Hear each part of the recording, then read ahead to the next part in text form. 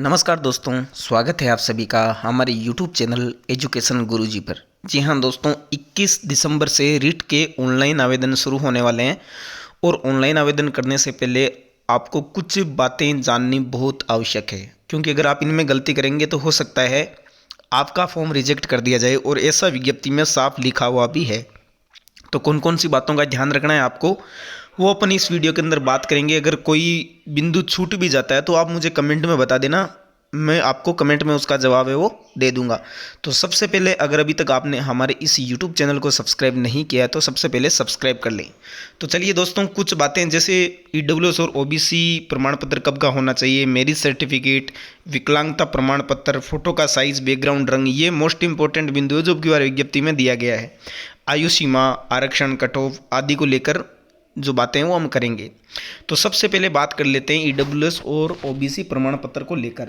तो देखिए दोस्तों, विज्ञप्ति के अंदर लिखा हुआ है साफ साफ कि कार्मिक विभाग की अधिसूचना के अंतर्गत अनुसूचित जाति, जनजाति, अन्य पिछड़ा वर्ग, अति पिछड़ा वर्ग और आर्थिक रूप से कमजोर वर्ग का लाभ तभी देय होगा जबकि आवेदक का उक्त प्रमाण पत्र इस भर्ती के लिए आवेदन करने की अंतिम तिथि तक जारी किया गया हो। यानी कहने का मतलब है कि 19 जनवरी से पहले पहले का जो प्रमाण पत्र है वो होना चाहिए, तभी आपको आरक्षण का जो लाभ है वो दोस्तों मिलेगा। इसके बाद में एक सवाल आ रहा है दोस्तों आयु सीमा को लेकर कि कितने वर्ष तक के व्यक्ति इसमें भर सकते हैं। तो दोस्तों आपको बता दूं कि 18 वर्ष से लेकर 40 वर्ष तक की उम्र के जो व्यक्ति हैं वो इसमें फॉर्म भर सकते हैं, जनरल वालों। इसके अलावा दोस्तों सब जो कैटेगरी है उनको 5-5 साल की छूट है वो दी गई है, महिला को शायद 10 साल की छूट है वो भी दी गई है। तो आप इस हिसाब से अपना फॉर्म है वो भर सकते हैं।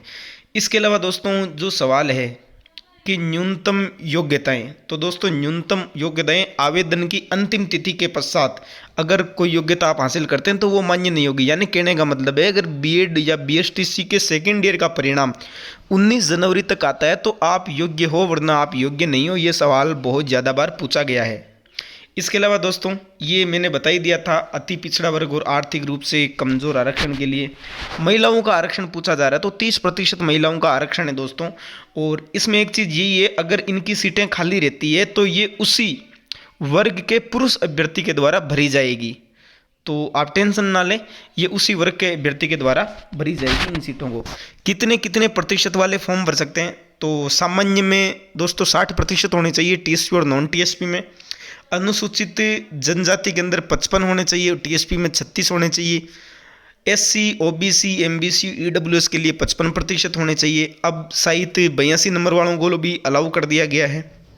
और विधवा और परित्यक्ता महिलाएं, उनको 50% होने चाहिए, तभी वो मेंस में फॉर्म भर सकते हैं। दिव्यांग के लिए 40% है और सेरिया के लिए 36% है। तो ये फॉर्म है दोस्तों वो भर सकते हैं। इसके अलावा दोस्तों कई सवाल आ रहे हैं कि मैं नॉन TSP का हूँ, नॉन TSP में मैं फॉर्म भर सकता हूँ क्या? बिल्कुल, TSP वाले नॉन TSP के अंदर फॉर्म भर सकते हैं। इसके अलावा सेकंड लेवल वालों का एक सवाल है कि एक से ज़्यादा विषयों के फॉर्म लगा सकते हैं। बिल्कुल दोस्तों, अगर आपके ग्रेजुएशन के अंदर 2-3 सब्जेक्ट हैं, जैसे हिंदी है, इंग्लिश लिटरेचर है या SST है, तो आप तीनों से फॉर्म है वो लगा सकते हो। इसके अलावा भी अगर आपका कोई सवाल बाकी है तो मुझे कमेंट बॉक्स में बताइए, उसका भी आंसर देने की कोशिश करूंगा। वीडियो अच्छा लगा हो तो वीडियो को लाइक ज़रूर करें, शेयर ज़रूर करें और चैनल को सब्सक्राइब करके बेल का आइकन ज़रूर दबाएं। धन्यवाद।